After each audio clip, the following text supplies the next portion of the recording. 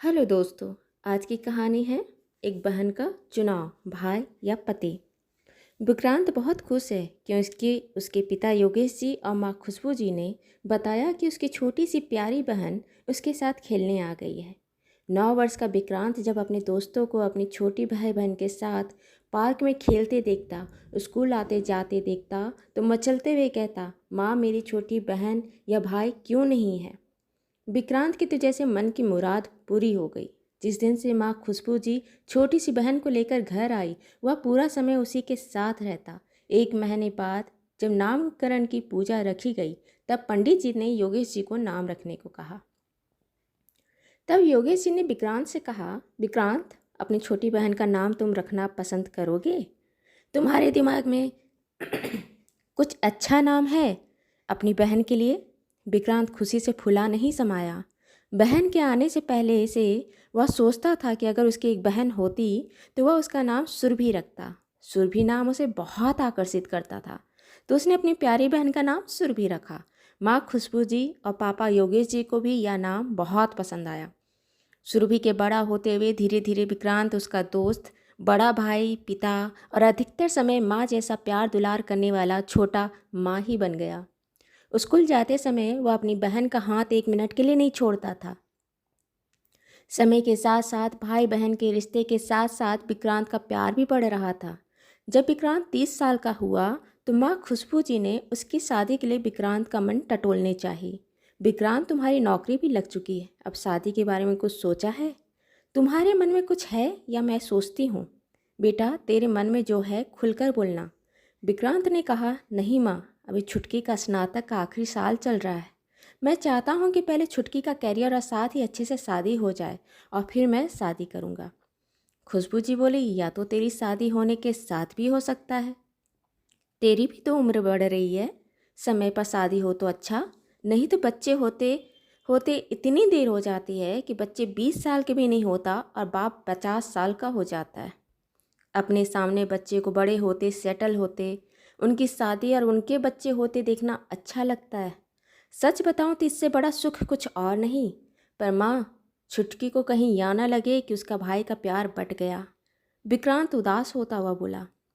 खुशबू जी ने उसका चेहरा अपने दोनों हाथों से पकड़कर हल्के से ऊपर उठाते हुए उसकी आंखों में देखते हुए कहा, छुटकी का प्यार बढ़ भी तो जाएगा।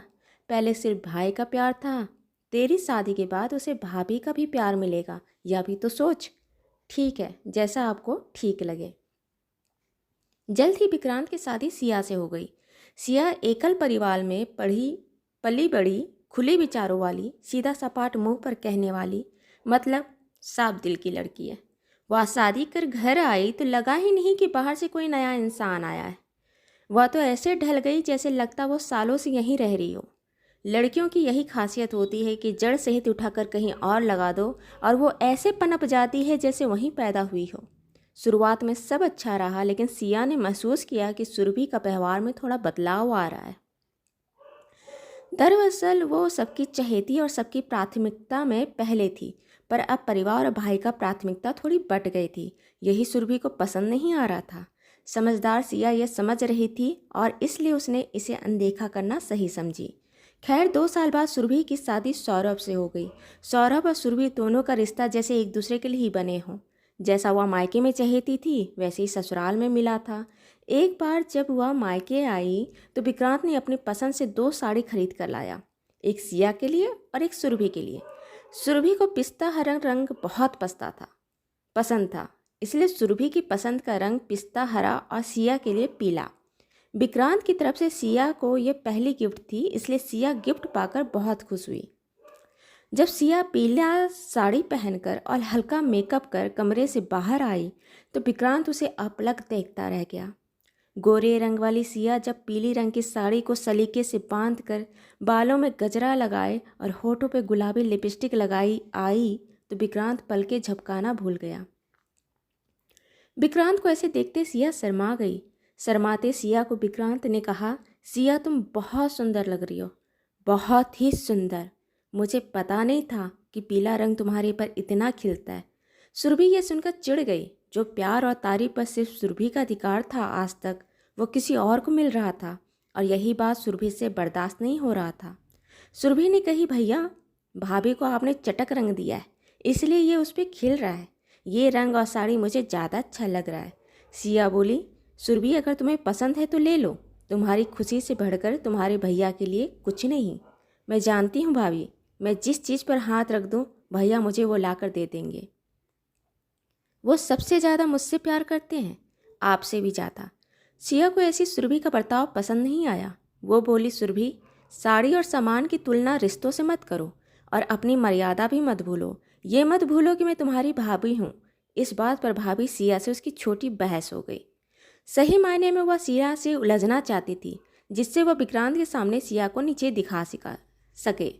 गुस्से गुस्से में सुरभि ने सिया को कहा, मेरा भाई मुझे बहुत प्यार करते हैं, वह आपको छोड़ सकते हैं लेकिन अपनी बहन को नहीं। भैया आज आप बताएं कि अगर आपको भाभी और मुझ में किसी एक का चुनाव करना पड़े तो आप किसे चुनेंगे।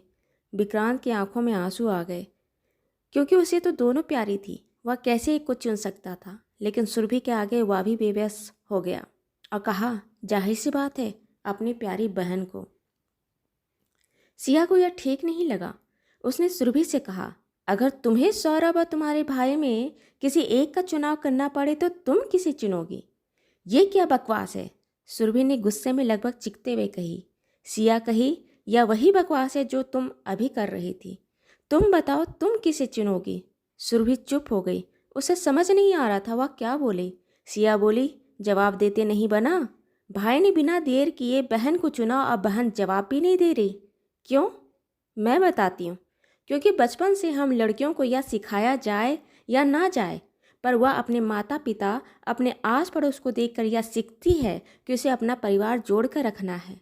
तुम गलत नहीं हो। अगर तेरे जगह मुझे भी चुनने को कहा होता तो मेरी भी हालत तेरे जैसी होती। कभी दूसरे के साथ हुआ ना करो जो खुद के साथ हो तो बर्दाश्त ना हो। मेरी से छोटी हो, उम्र में भी और रिश्तों में भी। पहली गलती समझकर माफ़ कर रही हूँ, लेकिन आगे से ना हो। अगर तुम समझ गई हो तो स्वागत है मेरे परिवार और मेरी ज़िंदगी में, कह सिया चली गई।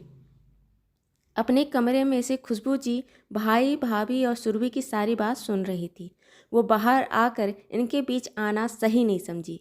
जब सुरभि अपनी माँ के पास गई तो खुशबू जी ने कहा, बेटा बाहर जो हुआ मैंने सब सुन ली। सिया बहुत अच्छी लड़की है, उसके मन में तुम्हारे लिए स्नेह है, लेकिन अगर तुम नंद बनकर इस तरह से बदतमीजी करोगी तो वो अपना मन साफ कब तक रख पाएगी। तुम भाई और पति का मन का अंतर नहीं कर पाई, जबकि आज तुम खुद शादीशुदा हो।